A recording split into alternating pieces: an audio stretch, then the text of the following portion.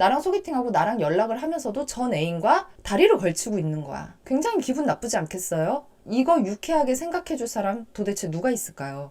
오늘부터는 소개팅을 하면 안 되는 유형들에 대해서 얘기를 할 거예요. 첫 번째, 전 연인을 끊지 못한 사람. 두 번째, 지나친 썸을 즐기는 관계 중독자. 세 번째, 폐쇄적 은둔형. 이렇게 세 가지에 대해서 얘기를 해볼 건데, 오늘은 전 연인을 끊지 못한 사람에 대해서 얘기를 해볼 거예요. 그 전에 돋다 네이버 블로그에 가시면, 돋다 연구소 네이버 블로그에 가시면 제가 소개팅 준비 테스트 올려놨거든요. 요거 가볍게 한번 재미삼아서 해보시기 바랍니다. 자, 그러면 지금부터 소개팅하면 안 되는 유형 첫 번째, 전 연인을 끊지 못한 사람에 대해서 얘기를 해볼게요. 소개팅에 앞서 내가 소개팅할 자세가 되어 있는지를 반드시 체크하기 바랍니다. 좀 전에 소개팅 준비 테스트 말씀드렸잖아요. 그거 한번 해보시면 좋을 것 같습니다. 먼저 전에 사귀었던 연인과의 카카오톡, 비트인 커플앱, 사진, 커플링, 채무관계 등이 잘 정리되어 있는지 반드시 짚고 넘어갑시다. 30대가 전 연인과의 관계에 미련을 가지고 깨끗하게 정리하지 않은 것만큼 시간 낭비하는 것이 없어요. 자, 헤어진 전 연인을 마음속으로 정리하지 못했는데도 소개팅에 나가는 심리, 이거 도대체 뭘까요? 첫 번째는 내가 소개팅에 나가는 이 소식이 헤어진 그 사람한테 흘러 들어가기 바라는 거예요. 혹은 내가 새로운 시작을 도모하고 있다는 것을 어떻게든 티내고 싶은 거야. 인스타든 카톡이든 뭔가 그런 냄새를 풍기고 싶고 그걸 상대가 봐주길 바라는 마음인 게 첫 번째예요. 근데 이런 행동은 내가 아직 그 사람을 충분하게 정리하지 못했다는 것을 그대로 드러내고 있는 거죠. 저같이 눈치 빠르고 사람 많이 만나본 사람들은요, 이거 금세 눈치챕니다. 내가 얼마 전에 헤어졌던 사람이 인스타에 막 새로 출발하는 것 같고 막 어디 여행 가는 거 올리고 막 이렇게 누군가와의 발사진 같이 올리고 손사진 같이 올리고 이러잖아요. 코웃음 쳐요. 나한테 보여주고 싶다는 그 심리가 그대로 다 보이거든요. 이게 첫 번째고, 두 번째는 괴로운 마음에 뭐라도 이것저것 해보려다가 에라 안 되겠으니까 새로운 사람이라도 좀 만나보자 해서 나가는 거예요. 이거는 내가 마음이 너무 답답하니까 뭔가 환기를 해보고 싶어서 소개팅에 나가는 건데, 이런 상태에서 소개팅을 하고 나잖아요. 그럼 신기하게 더 우울해져요. 왜일까요? 제가 저번에도 말씀드렸지만 사람은 익숙한 것을 선호한다고 했죠. 나에게 좋고 유익한 것보다도 설령 나에게 나쁜 것이더라도 나한테 익숙했던 것들을 편하게 생각하는 습성이 있다는 거예요. 그게 인간의 습성이에요. 사람의 습성. 그래서 오늘 새로 만난 사람보다 내가 어제까지 만났던 그 사람이 더 편하게 느껴지고 더 익숙하고 더 좋게 느껴지는 거죠. 그러면서 자연스럽게 오늘 새로 만난 사람하고 비교하게 됩니다. 근데 사람은 익숙한 것을 선호한다고 했잖아요. 그러니까 새로 만난 사람하고 전 애인하고 비교를 해봤을 때 전 애인이 더 좋게 느껴지는 거예요. 익숙하니까.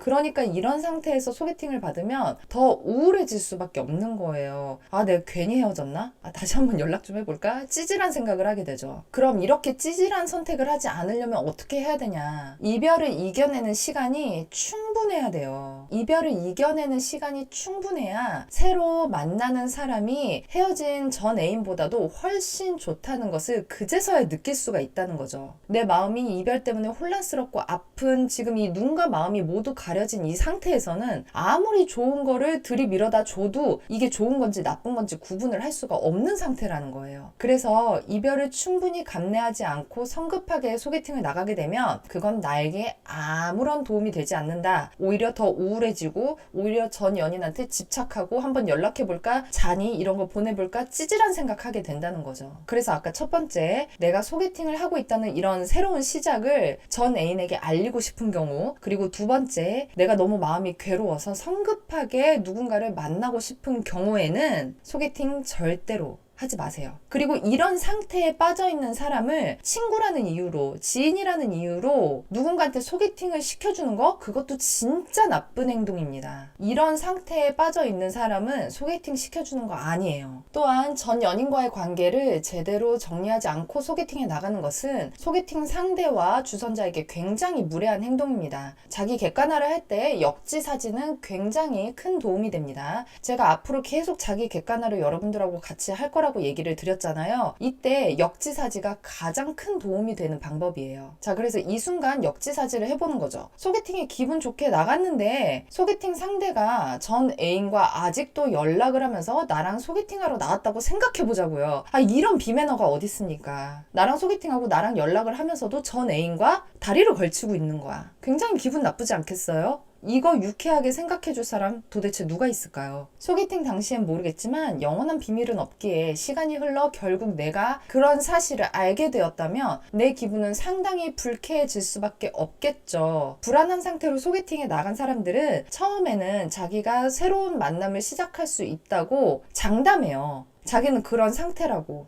그치만 본인의 행동이 그 불안한 마음 상태를 그대로 보여주게 되죠. 영원한 비밀은 없어요. 그건 언젠가 반드시 드러나고 들킵니다. 만약에 내가 그런 상황을 당했다고 생각해봐요. 진짜 기분 나쁘겠죠. 당신이 전 연인을 정리하지 않고 소개팅에 나간다면 상대방의 마음도 똑같을 것입니다. 내가 당하는 게 기분이 나쁘면 나도 그런 행동 하지 말아야 된다는 거예요. 상쾌한 봄을 다시 시작하기 위해서 지나가버린 흐린 관계는 잘 닦아내서 어서 마무리 짓는 것이 좋겠죠. 우리에게는 시간이 정말 중요하니까요. 우리한테는 시간이 정말 중요하잖아요. 누군가를 만나고 어서 사랑을 해보고 빨리 실패도 해보고 빨리 여러 번 경험을 쌓아야 합니다. 그렇기 때문에 우리한테는 이별의 시간도 정말 중요한 거예요. 이별의 시간은 혼자서 충분히 해소하고 견뎌내는 것이 정말 건강하고 이로운 방법이에요. 이거를 견뎌내기가 괴롭다고 요행을 부리고 어떻게든 빨리 이 시간을 지나가길 바라면서 성급하게 연애를 시작하고 하잖아요. 그럼 정말 큰 부작용이 옵니다. 30대라면 이런 마인드와 이런 행동들은 더 큰 부작용을 불러와요. 이별이 어렵다. 이별이 힘들다 라는 것은 이별이 두렵다라는 얘기거든요. 새로운 만남, 새로운 사람, 새로운 장소, 새로운 관계들이 두려워져요. 왜?